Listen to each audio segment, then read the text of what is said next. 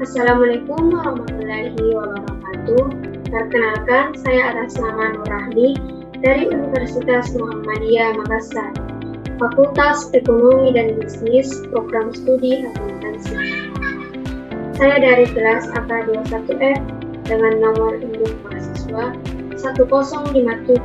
105731117721. Pada video kali ini, guna untuk memenuhi tugas final mata kuliah pengantar akuntansi 2 dengan dosen pengampu Ibu Ainun Arizah, SPD MSI, yaitu saya akan menjelaskan mengenai investasi jangka pendek dan investasi jangka panjang.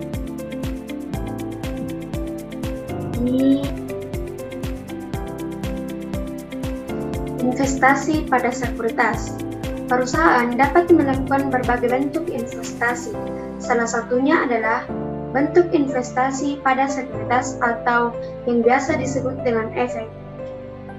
Contoh yakni sekuritas utang atau obligasi serta sekuritas ekuitas ataupun saham. Sekuritas utang adalah instrumen keuangan yang diterbitkan oleh perusahaan pembuat surat berharga atau debitur. Besarnya nilai utang tersebut akan dibayarkan kepada pemegang surat atau kreditur pada saat jatuh tempo dan biasanya disertai dengan bunga yang dibayarkan secara berkala. Contohnya yakni sekuritas ekuitas, yaitu sekuritas yang menggambarkan atas kepemilikan perusahaan. Kemudian, tujuan dari investasi pada sekuritas yang pertama adalah pemanfaatan kelebihan dari kegiatan operasional perusahaan. Perusahaan terkadang dihadapkan pada kelebihan kas yang berasal dari kegiatan operasional musiman. Pada saat terjadi puncak penjualan musiman, terjadilah penumpukan kas sehingga memunculkan kas yang menganggur. Kemudian tujuan yang kedua adalah memperoleh pendapatan dari investasi sekuritas. Apabila perusahaan melakukan investasi pada saham, maka perusahaan pasti akan berharap untuk mendapatkan dividen atas investasi tersebut. Demikian juga apabila melakukan investasi pada obligasi, maka perusahaan berharap akan mendapatkan bunga atas investasi obligasi yang dilakukan.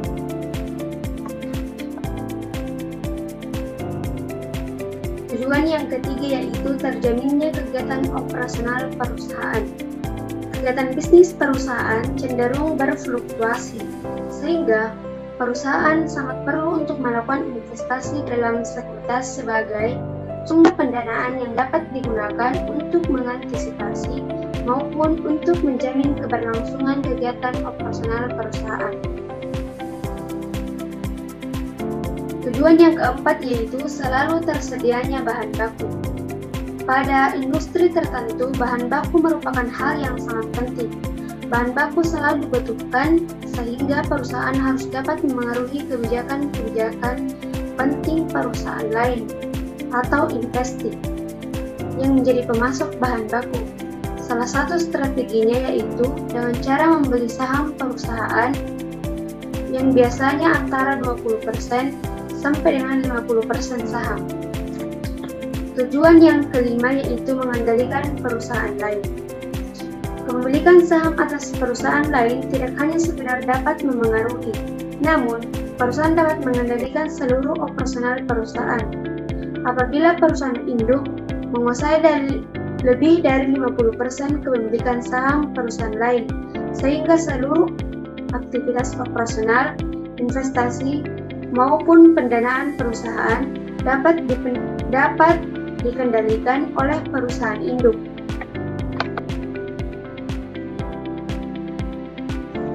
Kemudian, klasifikasi investasi sekuritas.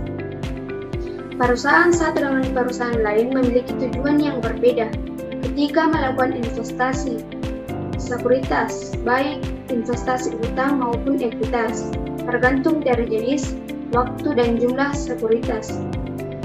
karena masing-masing sekuritas memiliki karakteristik yang berbeda. Yang pertama adalah sekuritas yang dimiliki sampai dengan jatuh tempo atau held to maturity securities, yaitu perusahaan membeli jenis sekuritas dengan maksud dan tujuan untuk dimiliki atau disimpan sampai dengan jatuh tempo. Kategori sekuritas yang dimiliki sampai dengan jatuh tempo yaitu sekuritas utang atau obligasi, sedangkan sekuritas ekuitas saham pada umumnya tidak memiliki jatuh tempo, sehingga tidak termasuk dalam kategori sekuritas yang dimiliki sampai dengan jatuh tempo. Yang kedua yaitu sekuritas yang tersedia untuk dijual atau available for sale securities, yaitu sekuritas ini tidak dimiliki sampai dengan jatuh tempo atau held to maturity dan juga tidak untuk diperdagangkan atau trading. Sekuritas yang tersedia untuk dijual apabila perusahaan membutuhkan kas. Kategori sekuritas yang tersedia untuk dijual adalah sekuritas utang obligasi dan sekuritas ekuitas saham.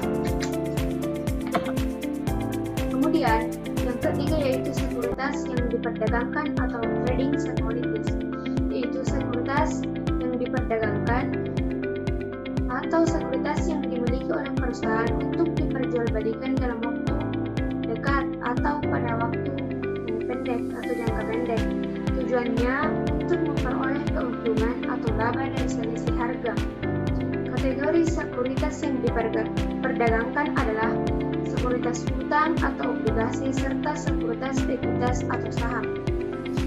Klasifikasi yang keempat yaitu sekuritas yang bertujuan untuk mengendalikan perusahaan lain atau equity method securities, yaitu sekuritas yang bertujuan untuk mendapatkan atau dapat memengaruhi bahkan mampu mengendalikan secara signifikan perusahaan lain dalam jangka waktu yang panjang. Perusahaan atau investor dianggap mampu mengaruhi secara signifikan apabila memiliki minimal 20% dari saham perusahaan lain yang beredar.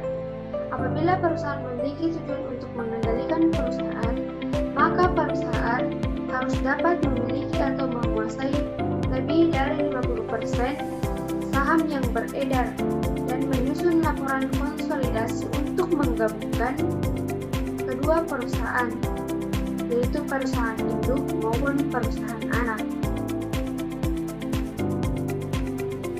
Kemudian pengendalian internal investasi pada sekuritas.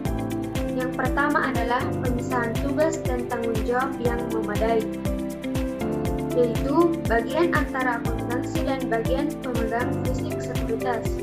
Seseorang tidak dapat diperbolehkan untuk menangani aktivitas sekuritas secara menyeluruh. Yang kedua adalah pembelian dan penjualan sekuritas harus diotorisasi oleh pihak yang berwenang. Yang ketiga adalah penyimpanan sekuritas. Penyimpanan sekuritas harus di tempat yang lebih aman untuk mencegah terjadinya kehilangan atau penyalahgunaan. Yang keempat adalah pembuatan rincian sekuritas harus secara detail. Yang kelima yaitu pemeriksaan sekuritas dilakukan secara detail. Investasi jangka pendek. Investasi jangka pendek adalah investasi yang bersifat sementara atau investasi yang bersifat kurang dari satu periode akuntansi dan dapat segera dicairkan apabila perusahaan membutuhkan kas tersebut. Karakteristik dari investasi jangka pendek yaitu yang pertama adalah mempunyai pasar dan dapat diperjualbelikan. Kemudian dimaksudkan untuk dapat dijual kembali dalam jangka waktu yang dekat. Karakteristik yang ketiga yaitu tidak dimaksudkan untuk menguasai perusahaan lain.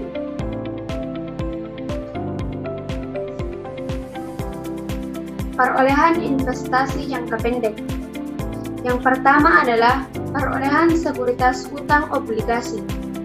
Investasi pada sekuritas utang atau obligasi lebih aman serta perolehan pendapatannya teratur dan terukur.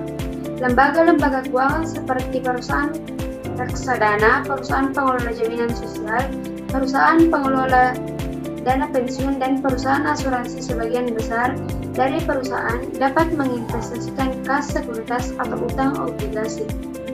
Sekuritas obligasi yang diperoleh sebagai investasi jangka pendek dicatat atau dibukukan ke dalam akun investasi jangka pendek senilai biaya perolehannya. Yang kedua adalah piutang dan pendapatan bunga obligasi. Pada akhir periode akuntansi atau pada tanggal 31 Desember, maka perusahaan harus membuat jurnal penyesuaian untuk mengakui pendapatan bunga yang telah menjadi haknya. Kemudian yang ketiga adalah perolehan sekuritas, ekuitas, atau saham. Sama seperti sekuritas atau utang atau obligasi, perolehan sekuritas, ekuitas yang diperdagangkan atau trading securities maupun sekuritas yang tersedia atau untuk dijual dalam waktu dekat juga dicatat ke dalam akun investasi jangka pendek senilai dengan biaya perolehan, yaitu harga beli kurs ditambah dengan komisi broker, pajak, dan biaya-biaya yang berkaitan dengan perolehan sekuritas, ekuitas, saham. Kemudian yang keempat adalah penerimaan dividen kas. Salah satu alasan perusahaan atau investor melakukan investasi ke sekuritas, ekuitas, atau saham adalah untuk memperoleh dividen dari perusahaan lain. Apabila perusahaan atau penerbit memutuskan untuk membagi dividen kepada para pemegang saham, dividen yang diterima oleh para investor dicatat sebagai pendapatan dividen.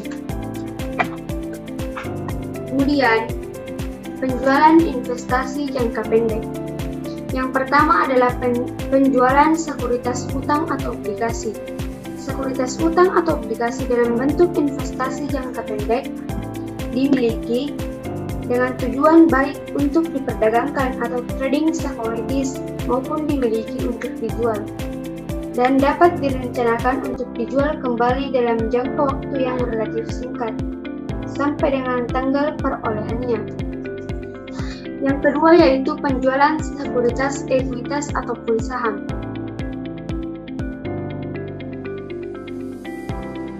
Apabila perusahaan menjual kembali investasi jangka pendek yang dimilikinya, maka berupa sekuritas, ekuitas, atau saham, maka selisih antara harga jual dengan harga bersih, harga biaya perolehan sekuritas, ekuitas, merupakan laba atau rugi penjualan saham. Harga penjualan ekuitas bersih diperoleh dari harga kurs yang dikurangi dengan biaya-biaya yang terkait dengan penjualan saham, seperti dengan komisi broker, pajak, dan biaya administrasi. Dalam penjualan sekuritas, ekuitas, atau saham, biasanya tidak ada perhitungan mengenai dividen.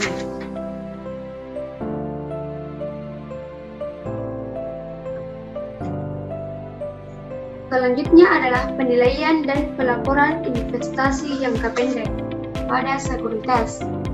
Pada akhir periode akuntansi dilakukan penilaian investasi jangka pendek pada sekuritas guna untuk menyusun laporan keuangan. Kemudian, investasi jangka pendek dilaporkan dalam neraca sebagai aset lancar.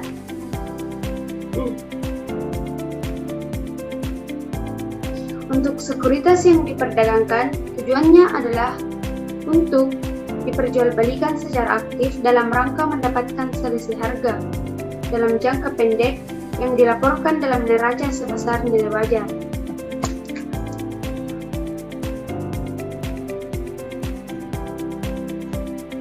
Investasi jangka panjang. Investasi jangka panjang adalah investasi yang berjangka waktu panjang atau investasi yang lebih dari satu periode akuntansi. Kemudian, tujuan dari investasi jangka panjang adalah yang pertama, mendapatkan sumber penghasilan tetap, yang kedua, membentuk atau menyisihkan dana khusus, yang ketiga yaitu untuk mempengaruhi secara signifikan usaha atau manajemen dari perusahaan lain. Yang keempat yaitu untuk mengurangi persaingan di antara perusahaan sejenis. Yang kelima adalah untuk mendapatkan pasaran produk yang dihasilkan dan untuk mendapatkan pasokan bahan yang diperlukan. Kemudian, investasi jangka panjang pada sekuritas utang atau obligasi. Yang pertama adalah perolehan sekuritas utang atau obligasi. Perusahaan membeli sekuritas utang atau obligasi untuk investasi jangka panjang dan dicatat senilai biaya perolehan. Biaya atau harga perolehan sekuritas utang atau obligasi mencakup harga beli ditambah dengan biaya-biaya lain yang berhubungan dengan perolehan obligasi tersebut, seperti dengan komisi broker, pajak, dan biaya administrasi yang lain. Kemudian yang kedua adalah diskonto dan premium sekuritas utang atau obligasi. Apabila kepemilikan sekuritas utang atau obligasi berjalan sampai dengan jatuh tempo atau held to maturity, maka perusahaan akan memperoleh kembali investasinya sebesar nilai nominal sekuritas utang atau obligasi, yang mengakibatkan timbul perbedaan nilai antara saat pembelian obligasi atau biaya perolehan dan pada saat jatuh tempo atau nilai nominal. Perbedaan tersebut akan menciptakan keuntungan maupun akan menciptakan kerugian. Yang ketiga adalah penjualan sekuritas utang obligasi sebelum jatuh tempo. Sebenarnya, perusahaan memilih sekuritas utang atau obligasi untuk investasi jangka panjang yang dimiliki dengan sampai jatuh tempo. Namun, perusahaan terkadang membutuhkan dana untuk aktivitas operasionalnya, sehingga sekuritas harus segera dijual. Apabila perusahaan memutuskan untuk menjual kembali sekuritas utang atau obligasi sebelum jatuh tempo, maka dicatat dengan mendebit akun kas senilai dengan harga yang diterima atau harga jual bersih dan mengkredit akun investasi jangka panjang obligasi sebesar nilai bukunya. Kemudian, investasi jangka panjang pada sekuritas ekuitas atau pada saham. Yang pertama adalah kepemilikan kurang dari 20%. Perolehan sekuritas ekuitas atau saham sebagai investasi yang pendek dicatat senilai dengan biaya perolehannya. Pembelian saham sebagai investasi jangka panjang juga dicatat senilai biaya perolehannya, yaitu harga kurs ditambah dengan biaya-biaya yang berhubungan dengan perolehan. Selanjutnya, sekuritas yang masuk dalam kategori tersedia untuk dijual dapat bersifat jangka pendek ataupun lancar, maupun dapat bersifat jangka panjang atau lancar. Perusahaan mencatat sekuritas ekuitas saham dengan menggunakan metode biaya apabila investasi pada perusahaan lain jumlahnya kurang dari 20% dari seluruh saham yang beredar dan perusahaan investor tidak memiliki pengaruh yang cukup signifikan terhadap perusahaan. Selama kepemilikan sekuritas ekuitas atau saham, apabila perusahaan memperoleh dividen, maka dividen dicatat sebagai pendapatan. Jadi, pada saldo akun investasi jangka panjang, saham dengan kepemilikan kurang dari 20% tidak dipengaruhi oleh dividen yang dibagikan oleh perusahaan atau investasi maupun laba atau rugi bersih yang dilaporkan oleh perusahaan. Manfaat kepemilikan sekuritas ekuitas saham sebagai sekuritas yang tersedia untuk dijual. Selain memperoleh pendapatan berupa dividen, perusahaan juga dapat memanfaatkan sekuritas sebagai wadah atau cadangan untuk menyimpan kelebihan kas.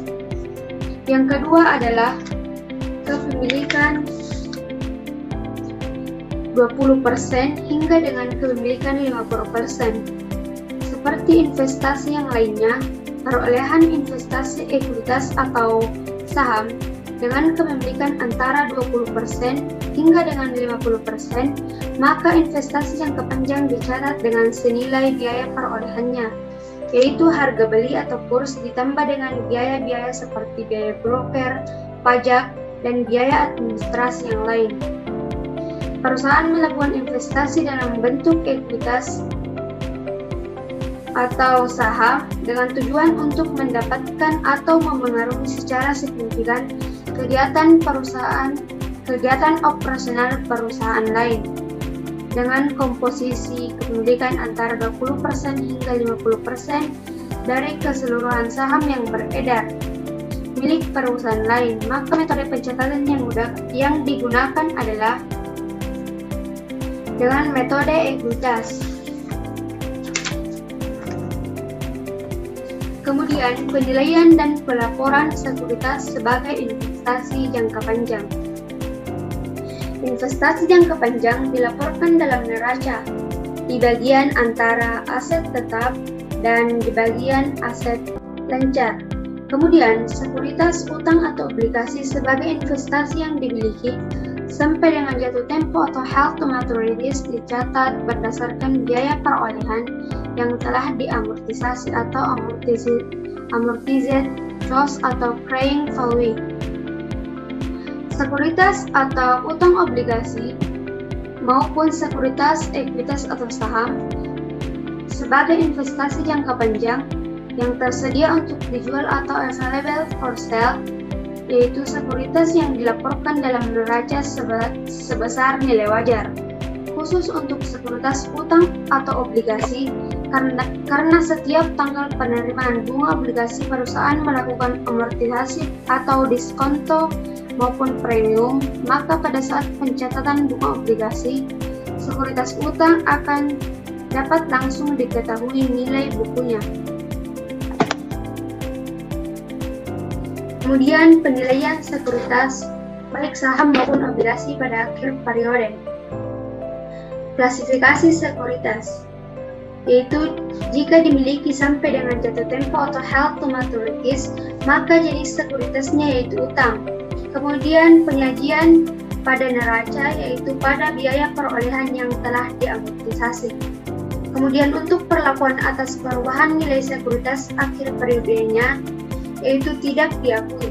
Kemudian untuk klasifikasi sekuritas tersedia untuk dijual atau available for sale, maka jenis sekuritasnya yaitu utang dan ekuitas. Penyajian pada neracanya yaitu nilai wajar. Kemudian untuk perlakuan atas perubahan nilai sekuritasnya dilaporkan pada komponen modal saham. Kemudian yang ketiga yaitu klasifikasi sekuritas, yaitu untuk diperdagangkan, yaitu trading. Jenis sekuritasnya yaitu utang dan ekuitas. Penyajian pada neracanya yaitu nilai wajar, kemudian dilaporkan dalam laporan laba rugi. Kemudian klasifikasi sekuritas yang terakhir yaitu metode ekuitas atau equity method. Jenis sekuritasnya yaitu ekuitas. Penyajian pada neraca yaitu biaya perolehan yang telah disesuaikan dengan aset bersih perusahaan atau investasi. Kemudian perlakuan atas perubahan nilai sekuritas akhir periode tidak diakui.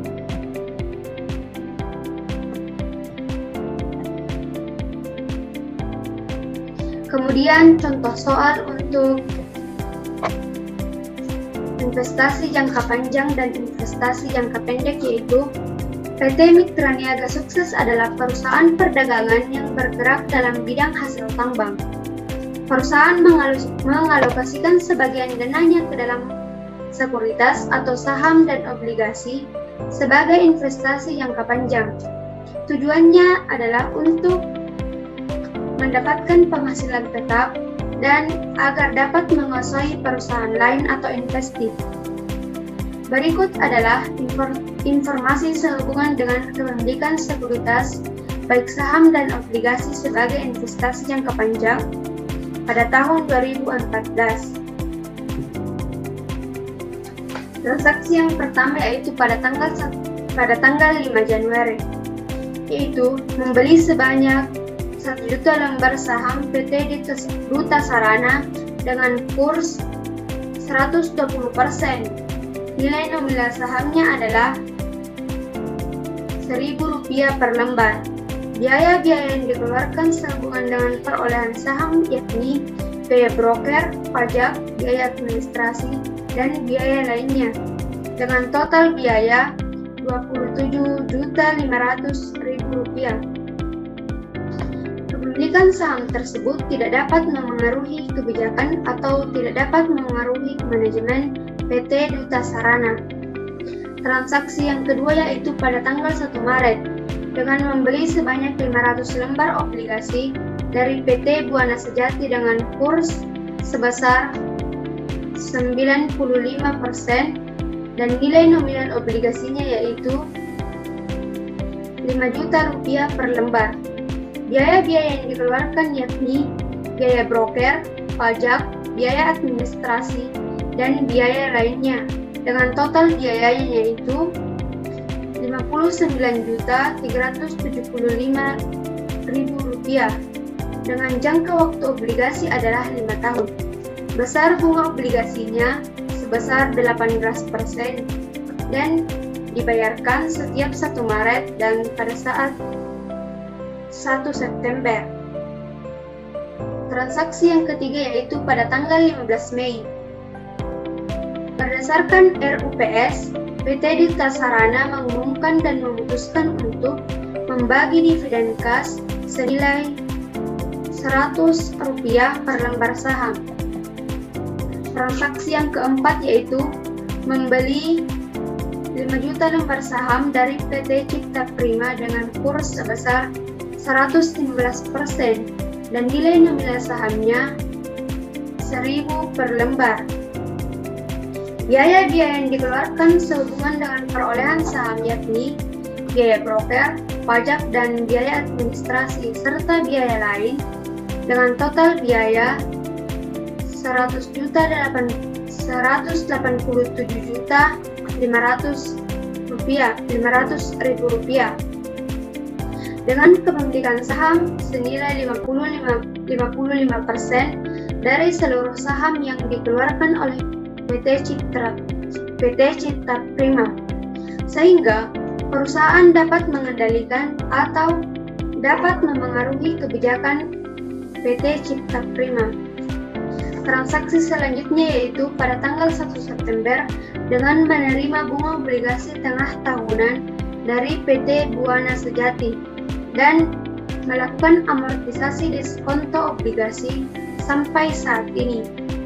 Kemudian transaksi selanjutnya yaitu pada tanggal 5 November dengan perusahaan menjual sebagian saham PT Duta Sarana karena perusahaan membutuhkan dana untuk keperluan operasional lainnya sebanyak 500 lembar dengan kurs sebesar 105%. Biaya-biaya yang dikeluarkan sehubungan dengan pelepasan saham yakni dengan biaya broker, biaya administrasi, pajak, dan biaya lainnya dengan total keseluruhan biayanya itu sebesar Rp13.125.000.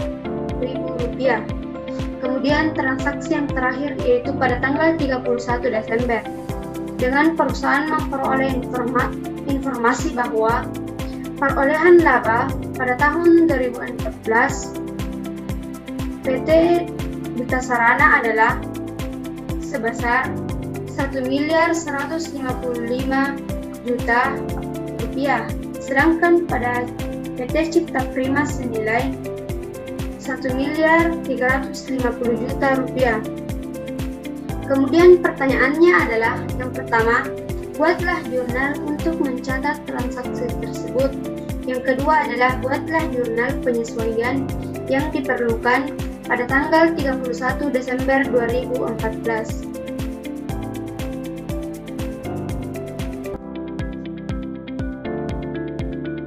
Penyelesaian yang pertama adalah jurnal atas transaksi. Pada tanggal 5 Januari, perusahaan membeli sebanyak 1 juta lembar saham dari PT Duta Sarana dengan kurs senilai 120% dengan nilai nominal sahamnya yaitu 1.000 per lembar. Dengan biaya-biaya yang lain seperti broker, pajak, biaya administrasi dan lainnya senilai Rp27.500.000. Perhitungannya yaitu 120% dikali dengan 1 juta dikali dengan 1.000, kemudian ditambahkan dengan Rp27.500.000 menghasilkan, maka jurnalnya itu investasi jangka panjang atau jangka panjang saham senilai Rp1.227.500.000. Kemudian kasnya berada di kredit sebanyak Rp1.227.500.000. Kemudian pada tanggal 1 Maret, perusahaan membeli sebanyak 500 lembar obligasi dari PT Buana Sejati dengan kurs 95% dengan nilai nominal obligasinya 5 juta per lembar saham, per lembar obligasi. Dengan biaya lainnya sebesar Rp59.375.000 dengan jangka waktu 5 tahun. Perhitungannya yaitu 95% dikali dengan 500 dikali dengan 5 juta. Kemudian ditambahkan dengan biaya-biaya yang lain sebesar Rp59.375.000 menghasilkan yaitu akun dan keterangannya. Investasi jangka panjang obligasi berada di debit sebanyak Rp2.434.375.000. Kemudian pada kasnya yang berada di kredit sebanyak Rp2.434.375.000. Kemudian pada tanggal 15 Mei perusahaan di mana PT Duta Sarana mengumumkan dan memutuskan untuk membagi dividen kas senilai Rp100 per lembar saham. Perhitungannya yaitu 1 juta dikali dengan Rp1.000, maka jurnalnya yaitu piutang dividen berada di debit sebanyak 100 juta, kemudian pendapatan dividen sebanyak 100 juta yang berada di kredit. Kemudian pada tanggal 20 Juli, perusahaan membeli 5 juta lembar saham dari PT Cipta Prima dengan kurs sebesar 115%. Dengan nominal saham 1.000 per lembar. Biaya-biaya yang dikeluarkan sehubungan dengan perolehan saham yaitu seperti biaya broker, pajak, dan biaya administrasi lainnya sebesar Rp187.500.000.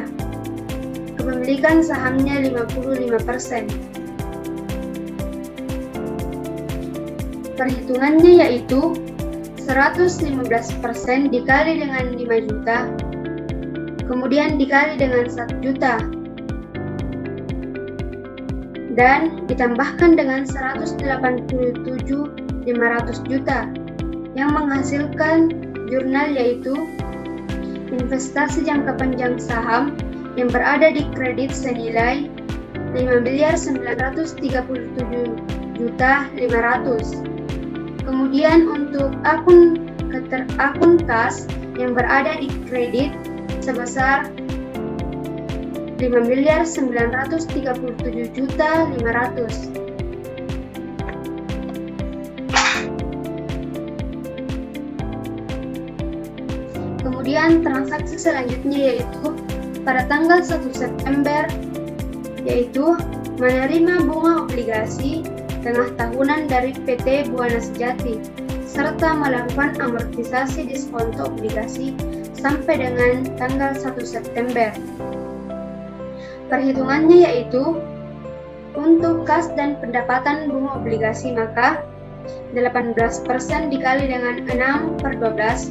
6/12 dikarenakan bunga tersebut masih berjalan selama 6 bulan dan dibagi dengan 12. Kemudian dibagi dengan 12. Kemudian dikali dengan 2.500 juta yang didapatkan dari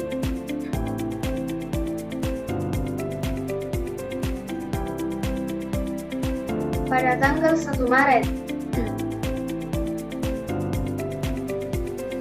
Akun kas berada di debit sebanyak 225 juta, kemudian pendapatan bunga obligasi berada di kredit sebanyak 225 juta juga. Kemudian untuk investasi jangka panjang saham dan pendapatan bunga obligasinya, perhitungannya adalah 2.500 juta dikurang dengan 2.434.375.000 yang dikalikan dengan 6 dibagi 60 yang menghasilkan jurnal investasi jangka panjang saham pada debit senilai Rp6.562.500 dan pendapatan bunga obligasi yang berada di kredit senilai Rp6.562.500. Kemudian transaksi pada tanggal 5 November, yaitu perusahaan menjual sebagian saham PT Duta Sarana karena membutuhkan dana untuk keperluan lainnya sebanyak 500 lembar dengan kurs senilai 105%. Biaya yang dikeluarkan senilai Rp13.125.000.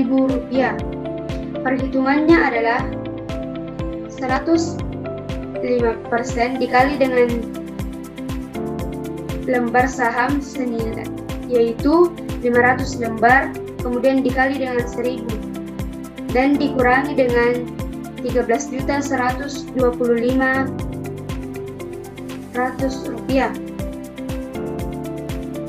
yang menghasilkan jurnal yaitu kas pada debit. Kas yang berada di debit senilai Rp511.875.000. Kemudian investasi jangka panjang saham yang berada di kredit sebanyak Rp511.875.000. Kemudian transaksi yang terakhir yaitu pada tanggal 31 Desember, perusahaan memperoleh informasi bahwa perolehan laba pada tahun 2014 PT Duta Sarana adalah Rp1.155.000.000. Kemudian pada PT Cipta Prima senilai Rp1.350.000.000. Perhitungannya yaitu 55% dikali dengan Rp1.350.000.000 yang menghasilkan jurnal investasi jangka panjang saham yang berada di debit senilai Rp742.500.000. Kemudian pada akun pendapatan investasi yang berada di kredit sebesar Rp742.500.000.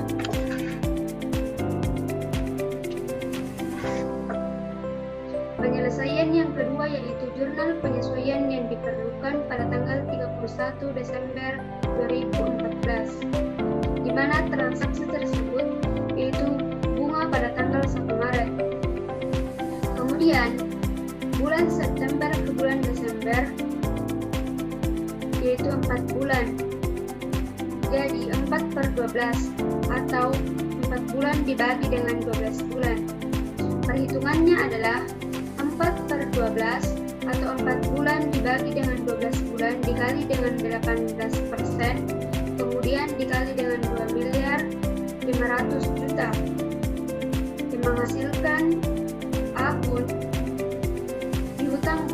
obligasi sebesar 150 juta yang berada di debit dan pendapatan bunga obligasi yang berada di kredit. Sekian penjelasan dari saya. Sekian dan terima kasih. Assalamualaikum warahmatullahi wabarakatuh.